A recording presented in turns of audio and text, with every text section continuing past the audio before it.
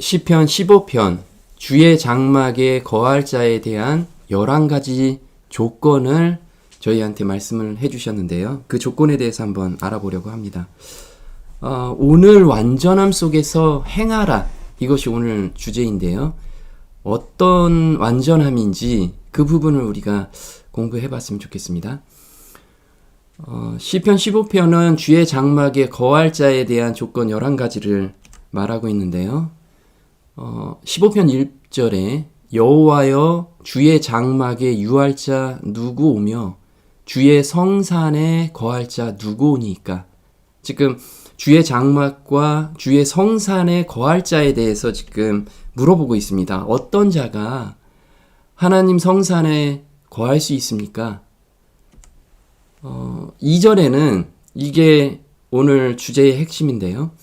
어떤 자가 거할 수 있냐면 정직하게 행하며 공의를 일삼으며 그 마음의 진실을 말하며, 이런 자가 하나님 성산에 거할 수 있다라고 합니다. 그런데 여기서 가장 중요한 요소, 정직하게 행할 때 공의가 따라오고 그 다음에 마음의 진실을 말한다고 합니다. 그래서 오늘 정직하게 행하는 것이 무엇인지, 이게 가장 큰 핵심인데 그 부분을 좀 알아보려고 합니다. 3절부터는 이 2절의 구체적인 내용을 삶에서 이렇게 해야 된다라는 것을 말씀을 해주고 계십니다.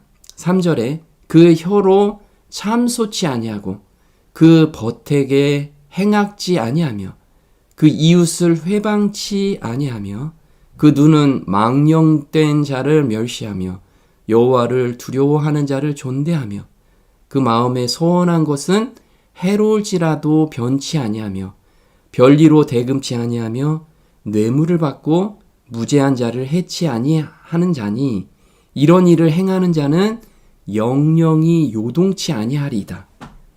그래서 보면 이렇게 11가지입니다. 정직하게, 공의를, 진실을, 이렇게 쭉 보면 하나님 성산에 거하기가 여간 힘들지가 않죠. 이걸 다 해야 되니까요. 근데 사실 이렇게 쓰여 있는 건 뭐냐면 하나님께서 우리한테 해주시겠다는 약속을 우리한테 주신 거예요. 그래서 자세히 보면 계시록 14장에서 보는 거하고 좀 비슷합니다. 14만 4천에 대한 이야기를 지금 하고 있는데요. 1절에 또 내가 보니 어린 양이 시온산에 섰고 그와 함께 14만 4천이 섰는데, 그래서 성산에 거할 자가 누구 오니까 물어봤는데 답변이 계시록 14장 1절이에요. 어린 양이 시온산에 섰는데 그와 함께 14만 4천이 섰어요. 근데 14만 4천의 특징을 딱 요약한 게 5절입니다. 그 입에 거짓말이 없고 흠이 없는 자들이더라. 그래서 지금 시편 15편 전체 내용은 흠이 없는 자, 그리고 그 입에 거짓말이 없는 삶이 무엇인지 그걸 우리한테 보여주고 있는 겁니다. 자, 여기서 장막에 유할 자와 거할 자, 성산에 거할 자가 있는데 이 단어가 좀 다릅니다. 유하다라는 거, 우린 어느 곳에 동네에 출장을 갔어요. 그럼 유숙한다고 하죠. 거기서 정착해서 사는 게 아니고 잠시 사는 거예요. 잠시 머무르다 라는 뜻이죠. 그래서 여호와의 주의 장막에 잠시 머무를 자가 누구 오며, 이렇게 이야기를 하는 거고요. 주의 성산에 거하다, 이 거하다라는 건 영구히 정착하다 라는 뜻이에요. 그러면 주의 성산에 영구히 정착할 자가 누구 오니까, 이렇게 물어보는 거죠. 출애굽기 33장 5절에 너희는 목이 곧은 백성인즉 내가 순식간이라도 너희 중에 행하면 너희를 진멸하리니 너희 단장품을 제하라. 그리하면 내가 너희에게 어떻게 행할 일을 알겠노라 하셨습니다. 모세가 항상 장막을 취하여 진 밖에 쳐서 진과 멀리 떠나게 하고 회막이라 이름하니 여호와를 앙모하는 자는 다 진 바깥 회막으로 나아가며, 이때가 어떤 때냐면 지금 금송아지 배도가 있던 그 이후에 있었던 일입니다. 하나님께서는 출애굽기 25장에 그 성막에 대해서 보여주셨어요. 근데 성막을 짓기 전에 모세는 이렇게 임시 장막이 좀 필요했습니다. 했음을 느꼈어요. 그래서 임시 장막을 쳤던 거거든요. 여기서 회막이라는 것은 어떤 거냐면 오헬 모헤드라고 하는데 회집의 장소, 즉 하나님과 백성이 만나는 장소라는 거예요. 그래서 만나는 장소를 만들어놨어요. 임시로 만들어놨다라는 거죠. 근데 그 임시로 만들어놓은 곳에 갈 수 있는 자들은 뭐냐면 여호와를 앙모하는 자. 그래서 자기 죄를 통회하고 있는 자가 그 임시 장막에 갈 수 있다라는 거예요. 금송아지 숭배 사건 이후 모세는 시내 산상에서 계시받은 성막을 짓기 전 그 성막의 역할을 대신할 임시 장막의 필요성을 긴급히 느꼈는데 이에 그는 이스라엘 진 밖에 장막을 치고 그 장막을 일컬어 회막이라 명명한 것이다. 여호와께로 돌아가기를 원하는 자들은 진실한 회개로서 그들의 죄를 고백하고 하나님의 자비를 구하면서 그곳으로 올 수 있었다. 그래서 하나님께서 보여준 그 회막이 온전한 회막을 짓기 전에 임시로 지어진 것. 그래서 이 임시가 뭐냐? 우리 히브리서 11장 9절입니다. 믿음으로 저가 외방에 있는 것 같이 약속하신 땅에 우거하여 동일한 약속을 유업으로 함께 받은 이삭과 야곱으로 더불어 장막에 거하였으니 이는 하나님의 경영하시고 지으실 터가 있는 성을 바랐음이니라. 지금 보면 이삭과 야곱으로 더불어 장막에 거하였대요. 근데 이게 약속의 땅에서 거하게 된 거죠. 그럼 이 땅에서 사는 삶이 우리는 여기에서 뿌리를 박을 사람이 아니다. 우린 여기에서 잠시 머무를 사람이다. 그래서 장막이라는 것이 잠시 머무를 곳인 그 마음을 갖고 살았다라는 거죠. 그리고 실제로 그 마음 속에 품은 건 뭐냐면 하나님의 경영하시고 지으실 터가 있는 성을 바랐음이니라. 그래서 우리가 가야 될 본향을 항상 생각하면서 살았다라는 거예요. 이 사람들은 다 믿음을 따라 죽었으며 그래서 이게 믿음이라는 거죠. 보이지 않는 것을 믿고 걸어가는 거. 약속을 받지 못하였을 때 그것들을 멀리서 보고 환영하며 또 땅에서는 외국인과 나그네로라 증거하였느니라. 그래서 우리는 정말 이 땅에 살면서 영원히 살 것처럼 여기에 뿌리를 박고 마음으로 그렇게 되면 하나님의 백성이 아니라는 거예요. 우리 조상들을 한번 봐라. 이 땅에서 내가 축복을 주고 여기에서 정말 많은 사람들이 생육하고 번성했지만 이 사람들의 마음속에는 다 하늘 본향만 바라보고 살았던 사람들이다. 지금 우리한테 이렇게 이야기를 하고 있는 겁니다. 그러면 정직하게 행한다는 의미가 무엇인지 이 정직하게 행하며 여기부터 출발해서 공의를 일삼으며 그 마음의 진실을 말하며 그래서 가장 중요한 단어를 우리는 가장 앞에 쓰잖아요. 그래서 정직하게 행한다. 여기부터 출발해야지 하나님 백성이 될 수 있다라는 거예요. 자, 정직하게라는 뜻은 뭐냐면 타밈이라고 해요. 이건 완전한 결함이 없는. 그래서 우리한테 완전한 삶을 지금 요구하고 계세요. 그럼 완전한 삶이라는 게 어떤 거냐? 창세기 17장 1절에 하나님과 동행한 사람들은 하나님께서 요구하신 게 다 있으세요. 똑같아요. 요구하신 게. 아브라함의 99세 때 여호와께서 아브라함에게 나타나서 그에게 이르시되 나는 전능한 하나님이라. 너는 내 앞에서 행하여 완전하라.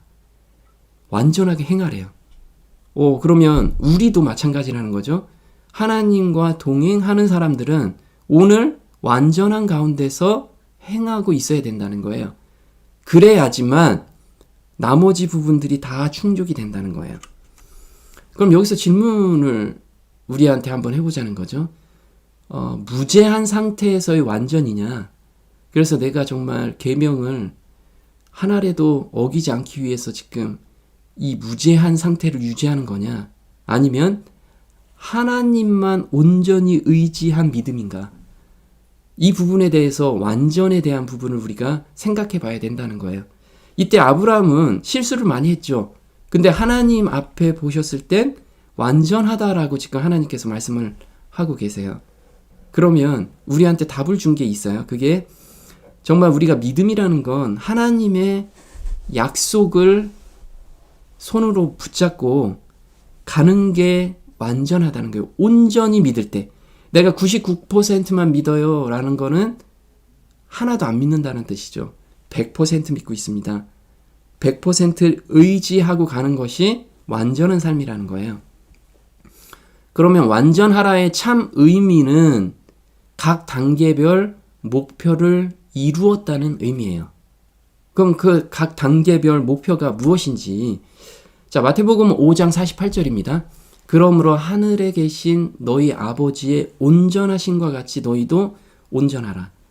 이게 아까 완전하라라는 뜻하고 똑같아요. 근데 여기서 온전하다 이 뜻이 텔레이오스라고 하는데, 이 뜻은 뭐냐면 완전히 성장한 목표를 이루었다라는 뜻이에요. 그럼 목표를 이룬다, 이것을 좀 예를 들어 보도록 할게요. 우리가 어떤 계단을 올라가요. 우리가 학생 시절에는 목표가 있죠. 우리 한국에서는 가장 좋은 대학교, 만약에 서울대학교다. 내가 서울대학교를 들어가려고 목표를 삼았어요. 그럼 어느 날 뚝딱 내가 서울대학교 들어갈 수는 없죠. 서울대학교를 목표를 삼는다면 유치원부터 준비를 해요, 요즘은. 그래서 초등학교 때 자기한테 주어진 문제, 초등학생들이 알아야 될 문제를 100% 이해하고 거기에서 1등을 해야겠죠. 이게 완전하게 이해한다라는 거예요. 그 단계별 완전. 또 중학교 때 문제도 완전하게 이해가 돼야겠죠. 고등학교 때 문제도 완전하게 이해가 돼야 돼요. 이게 단계별 완전한 이해라는 거예요. 그 안에서 자기가 정말 그 문제가 해결되게끔 열심히 공부해야 되는 거예요. 그 단계를 거치면 그 중에서 잘하는 사람이 서울대학교 가겠죠. 마찬가지인 거죠. 이건 예지만 우리한테 씨앗이 숨겨져 있습니다. 우리가 말씀을 받을 때, 거듭날 때 씨앗을 받는다고 하죠. 그러면 이 씨앗이 완전하다고 하나님께서는 보고 계세요. 그 씨앗 안에서 하나님의 생명 자체가 들어가 있기 때문에 그렇죠. 그리고 이렇게 나무가 자라죠. 그 다음에 점점 자라서 나무의 열매까지 열리게 됩니다. 이 단계를 각 단계별로, 우리가 과일이 열렸을 때를 완전함으로 보는 게 아니고 각 단계별 완전으로 우리를 보고 계시다는 거예요. 이게 믿음에 이르기까지 라고 이렇게 이야기를 하죠. 그래서 우리가 믿음으로 믿음에 이른다라고 하는 거는 믿음에가 열매까지 열렸다라는 뜻이에요. 그러면 믿음으로 우리는 매번 믿음 가운데서 계속 걸어가라는 뜻인 거죠. 그래야지만 완전하다는 뜻이에요. 마가복음 4장 26절에 또 가라사대 하나님의 나라는 사람이 씨를 땅에 뿌림과 같으니 저가 밤낮 자고 깨고 하는 중에 씨가 나서 자라되 그 어떻게 된 것을 알지 못하느니라. 그래서 이렇게 우리가 신앙에서 자라나는 것은 내 스스로 얼만큼 자랐나, 내 믿음이 얼만큼 자랐나 뚜껑 열어보고 얼만큼 자랐는지 그렇게 확인할 수가 없다라는 거예요. 근데 하나님께서는 하나님께 오늘 의지하면서 사는 사람은 그 믿음이 하나님께서 자라게 해주신다는 거예요. 땅이 스스로 열매를 맺되 처음에는 싹이요, 그 다음에는 이삭이요, 그 다음에는 이삭의 충실한 곡식이라. 열매가 익으면 곧 낫을 대나니 이는 추수 때까지 이르렀음이니라.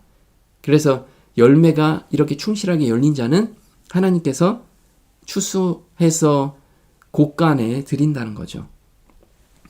로마서 1장 17절에 이렇게 나오죠. 복음에는 하나님의 의가 나타나서 믿음으로 믿음에 이르게 하나니. 그래서 여기서 믿음애가 열매라는 거예요. 그래서 우리는 믿음으로, 오늘은 또 믿음으로, 내일도 믿음으로, 그래서 장성한 분량까지 가는 거, 이게 믿음에 이르게 되는 거죠. 기록된 바 오직 의인은 믿음으로 말미암아 살리라 함과 같으니라. 자, 고린도후서 3장 18절에는 그래서 우리가 수건을 벗은 얼굴로 거울을 보듯이 주님의 영광을 보게 되면, 우리가 보면요, 한번 우리가 거듭남의 경험 가운데서 하나님의 품성, 예수님의 품성을 우리가 가슴에 사귀게 되면, 이게 가슴에 와 닿게 되면 그 다음부터 그 품성을 닮아가고 싶은 갈망이 이 마음에서 막 생긴다는 거예요.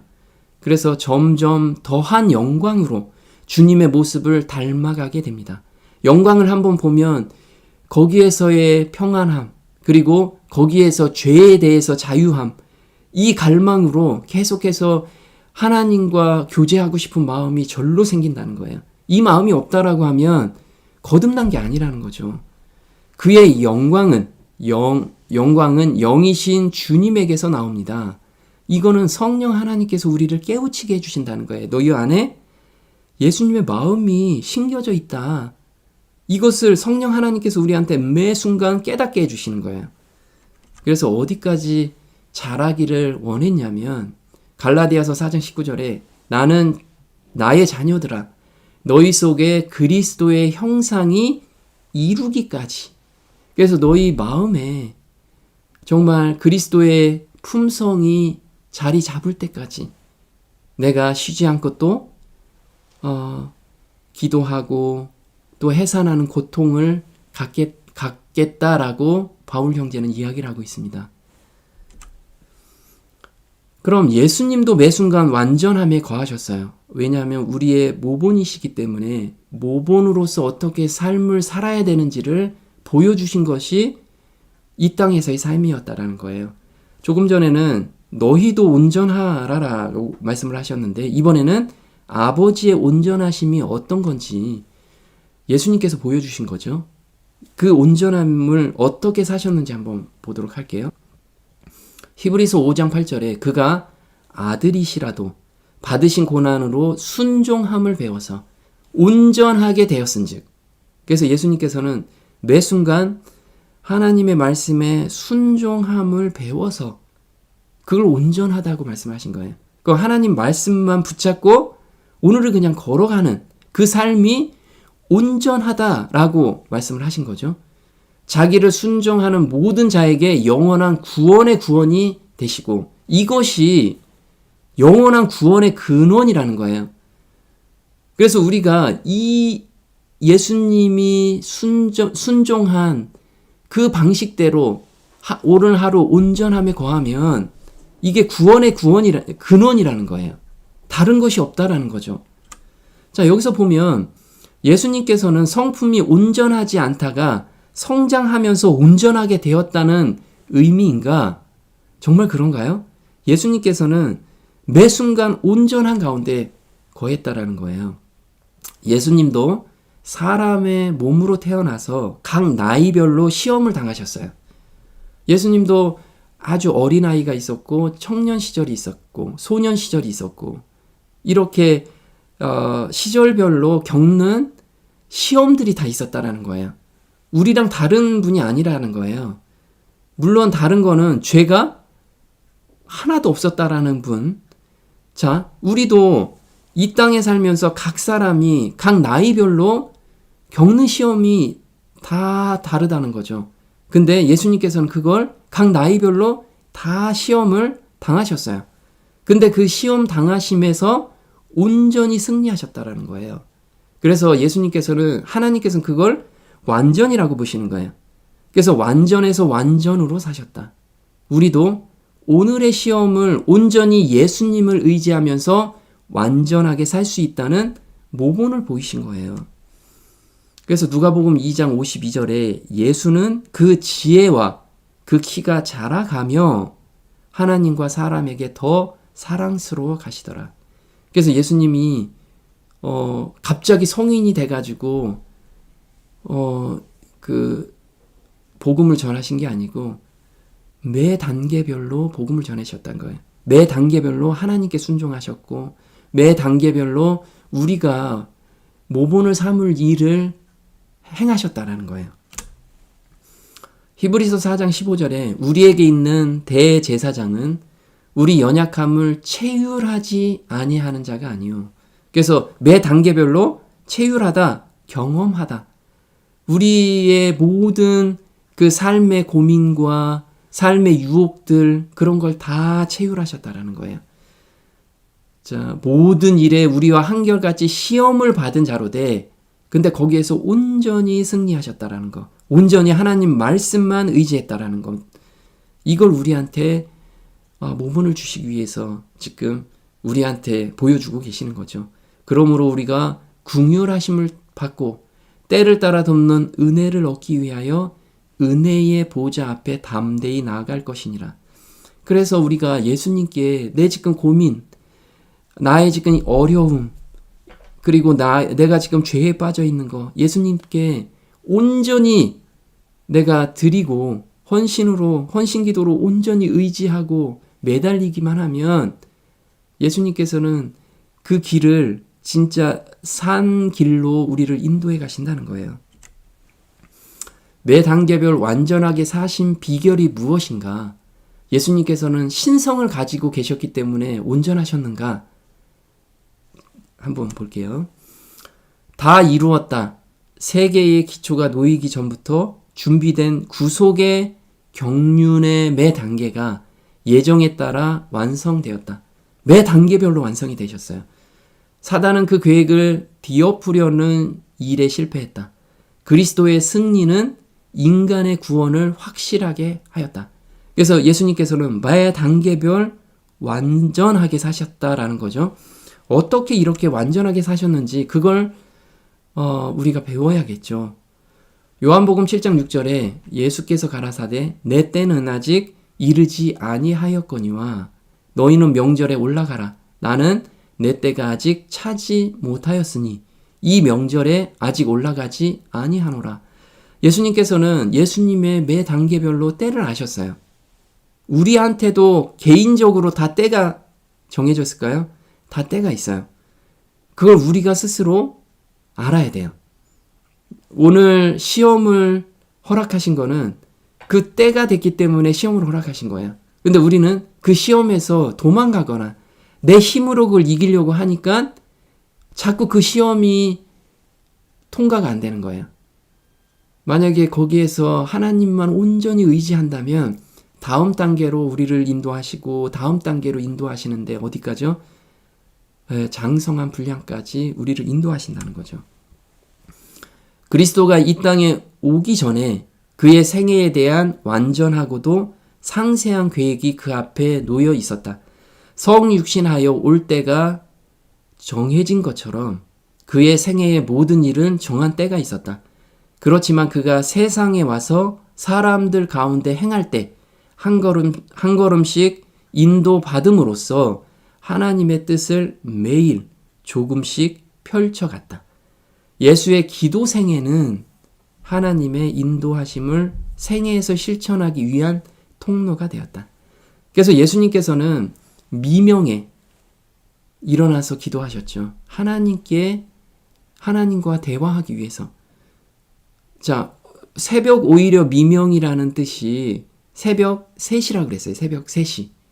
3시에서 3시 반, 그 사이라고 말씀을 하셨는데 우리가 예수님께서는 새벽 그때 일어나서 가지고 가장 중요한 시간에 하나님을 만났다라는 거죠. 예수께서 당신의 지상생애에서 지혜와 능력을 얻은 것은 홀로 하나님께 기도하실 때였다. 우리로 하여금 예수님의 모분을 따라 새벽 미명과 해지는 황혼에 조용한 시간을 내서 하늘 아버지와 더불어 교통하도록 할 것이다.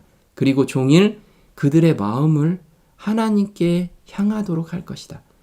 그래서 예수님께서는 이 매 단계별로 하나님의 계획을 발견하고 매 순간 죄의 유혹에서 이길 수 있었던 것은 하루 시작을 기도로 시작했고 하나님과 온전히 소통하고 거기에서 받은 말씀을 가슴에 품고 하루를 사신 거예요. 매 순간을 사시던 거죠.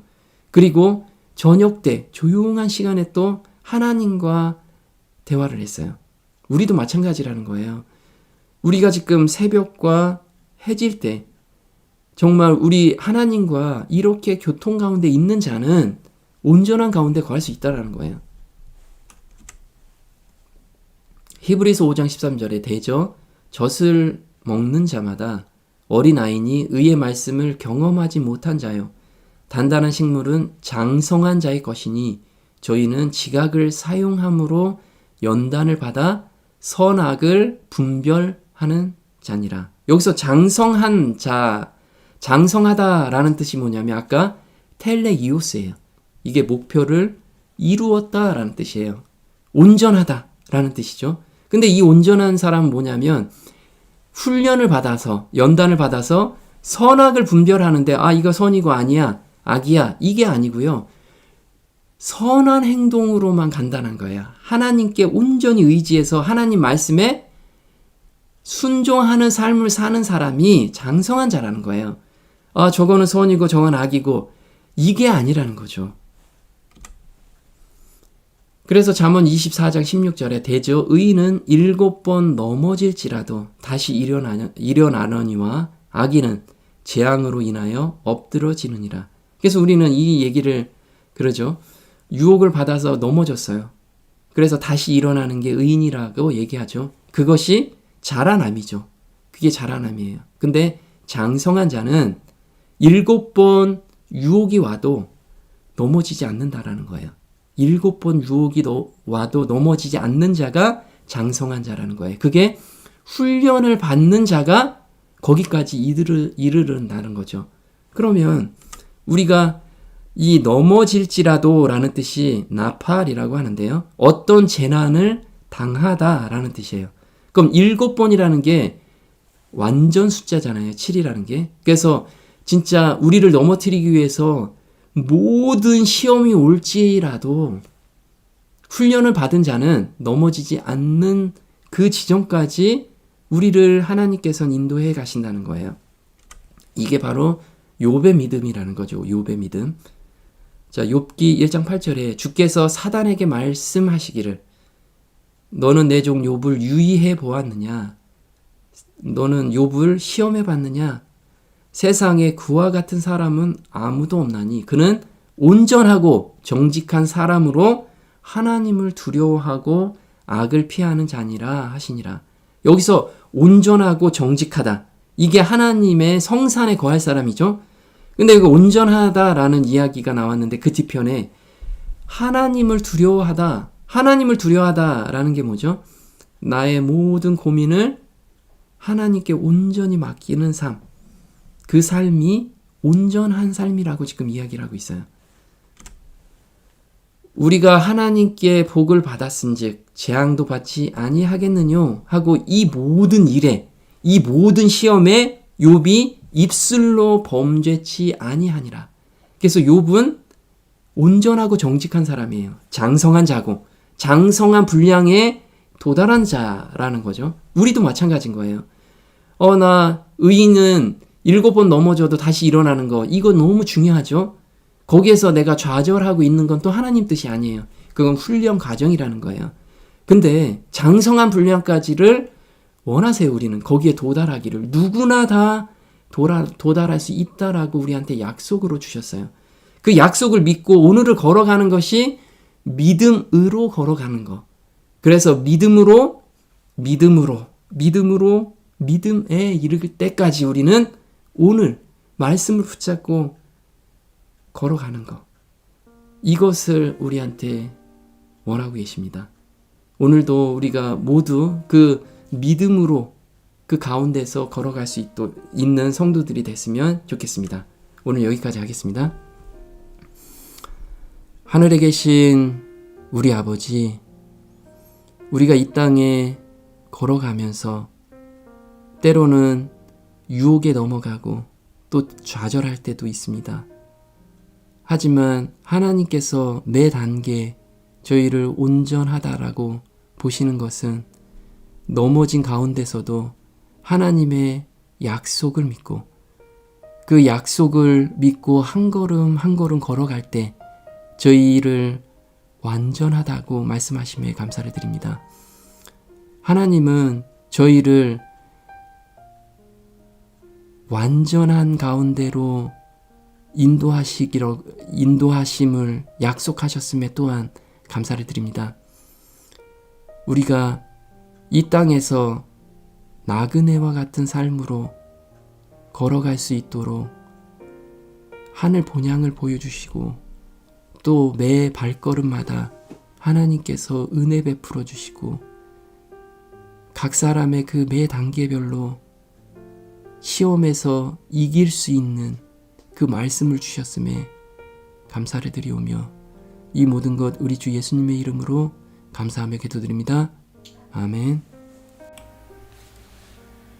시편 15편 다윗의 시. 여호와여, 주의 장막에 머무를 자 누구오며 주의 성산에 사는 자 누구오니이까. 정직하게 행하며 공의를 실천하며 그의 마음의 진실을 말하며 그의 혀로 남을 허물하지 아니하고 그의 이웃에게 악을 행하지 아니하며 그의 이웃을 비방하지 아니하며 그의 눈은 망령된 자를 멸시하며 여호와를 두려워하는 자들을 존대하며 그의 마음에 서원한 것은 해로울지라도 변하지 아니하며 이자를 받으려고 돈을 꾸어주지 아니하며 뇌물을 받고 무죄한 자를 해하지 아니하는 자이니 이런 일을 행하는 자는 영원히 흔들리지 아니하리이다.